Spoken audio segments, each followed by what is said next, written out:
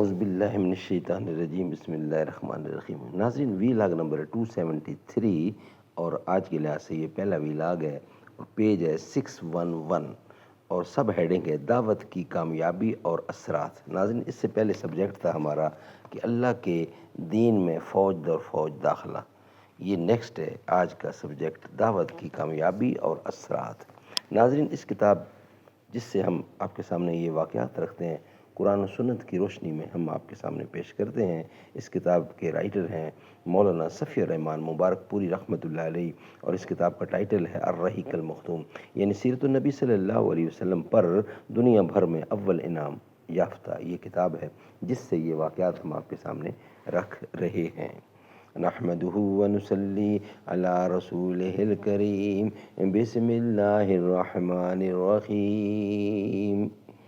صحابی ہو عمر جیسا، خلیفہ ہو عمر جیسا، جہاں پر حکمرانی کا طریقہ ہو عمر جیسا، ہمیشہ عالم اسلام کا دنیا پہ ہو غلبہ، حکومت کا اگر لوگو سلیقہ ہو عمر جیسا۔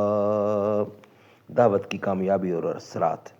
اب ہم رسول اللہ صلی اللہ علیہ وسلم کی حیات مبارکہ کے آخری ایام کے تذکرہ تک پہنچ رہے ہیں، لیکن اس تذکرہ کے لیے راہوار قلم کو آگے بڑھانے سے پہلے مناسب معلوم ہوتا ہے کہ ذرا ٹھہر کر آپ کے اس جلیل الشان عمل پر ایک اجمالی نظر ڈالیں جو آپ کی زندگی کا خلاصہ ہے اور جس کی بنا پر آپ کو تمام نبیوں اور پیغمبروں میں یہ امتیازی مقام حاصل ہوا کہ اللہ نے آپ کے سر پر اولین و آخرین کی سیادت کا تاج رکھ دیا۔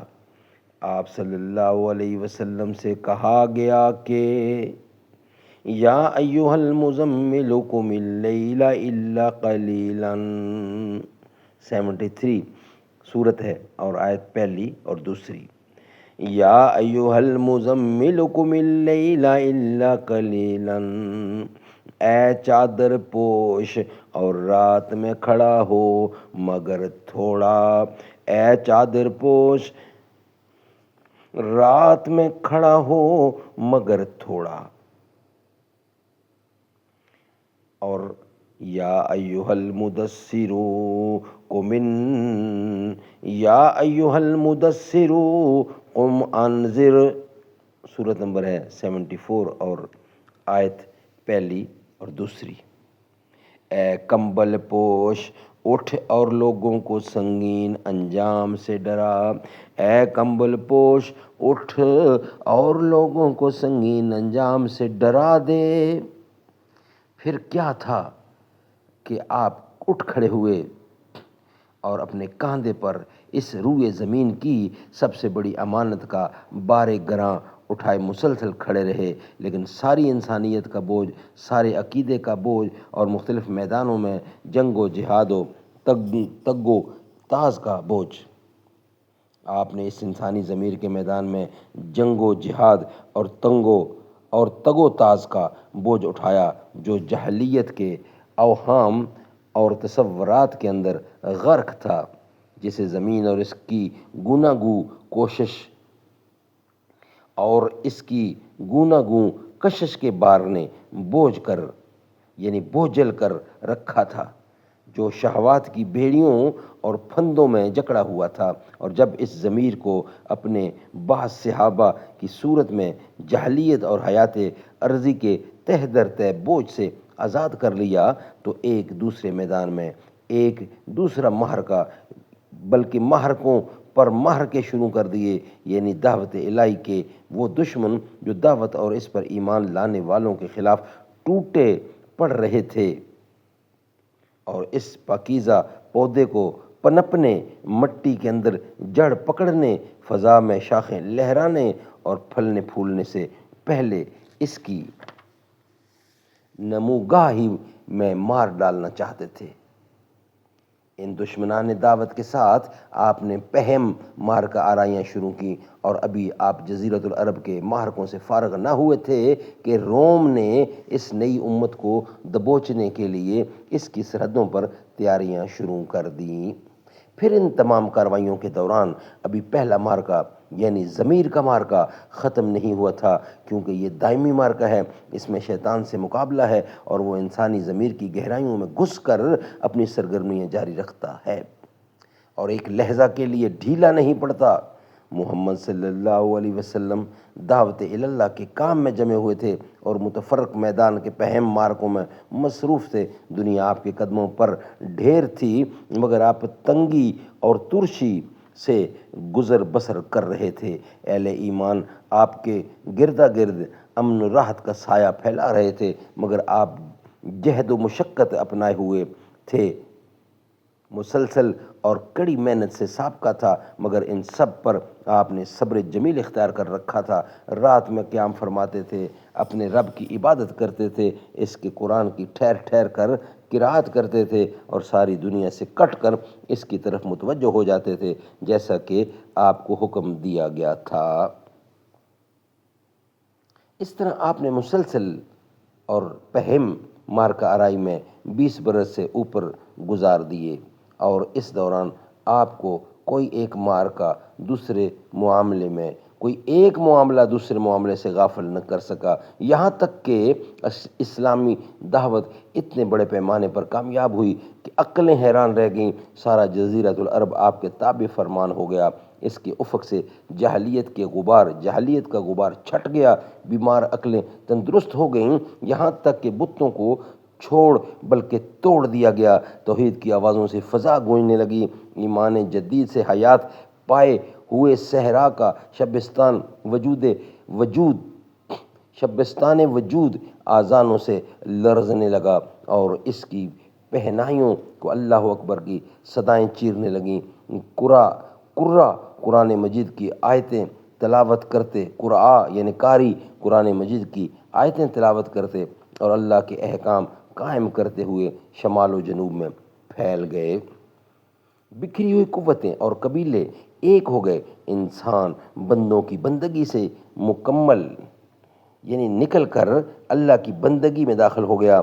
اب نہ کوئی قاہر ہے، نہ قہور، نہ مقہور، نہ مالک ہے، نہ مملوک، نہ حاکم ہے، نہ محکوم، نہ ظالم ہے، نہ مظلوم، بلکہ سارے لوگ اللہ کے بندے اور آپس میں بھائی بھائی ہیں، ایک دوسرے سے محبت رکھتے ہیں اور اللہ کے احکام بجا لاتے ہیں۔ اللہ نے ان سے جہلیت کا غرور و نحوت اور باپ دادا پر فخر کا خاتمہ کر دیا۔ اب عربی کو عجمی پر اور عجمی کو عربی پر، گورے کو کالے پر اور کالے کو گورے پر کوئی برتری نہیں۔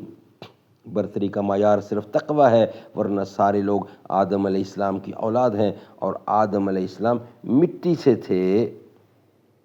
غرض اس دعوت کی بدولت عربی وحدت، انسانی وحدت اور اجتماعی عدل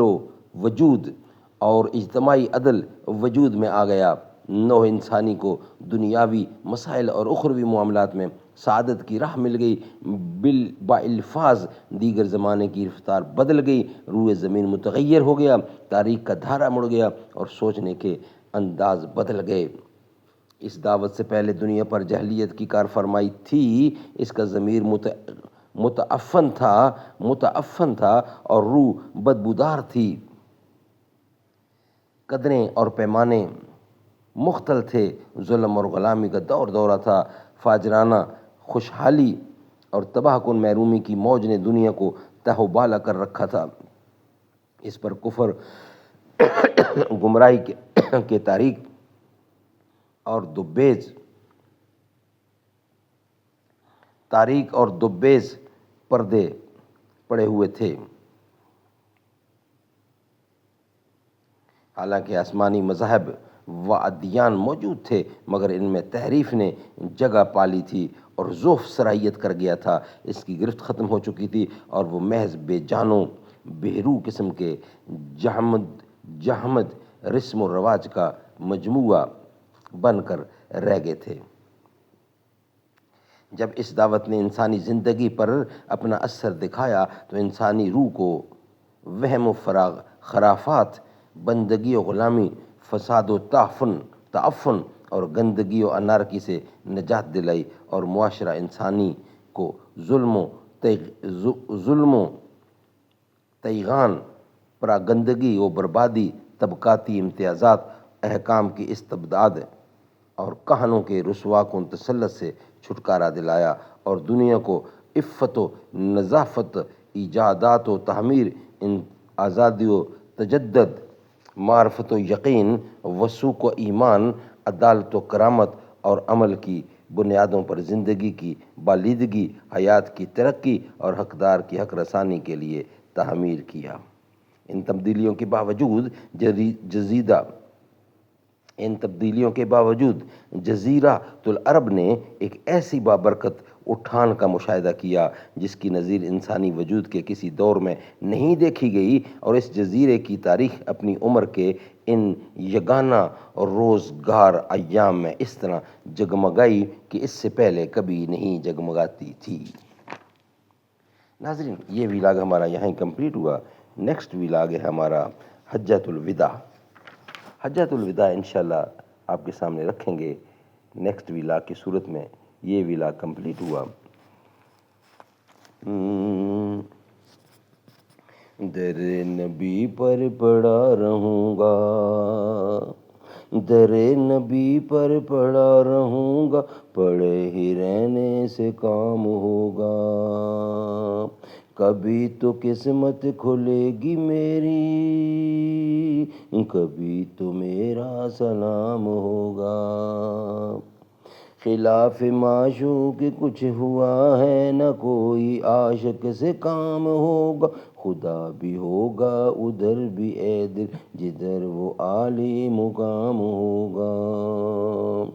کیے ہی جاؤں گا عرض مطلب، ملے گا جب تک نہ دل کا مطلب۔ نہ شام مطلب کی صبح ہوگی، نہ یہ فسانہ تمام ہوگا۔ جو دل سے ہے مائل پیمبر، یہ اس کی پہچان ہے مقرر، کہ ہر دم اس بے نوا کے لب پر درود ہوگا، سلام ہوگا۔ اسی توقع پہ جی رہا ہوں، یہی تمنا جلا رہی ہے۔ نگاہ لطف و کرم نہ ہوگی تو مجھ کو جینا حرام ہوگا۔ در نبی پہ پڑا رہوں گا، پڑے ہی رہنے سے کام ہوگا۔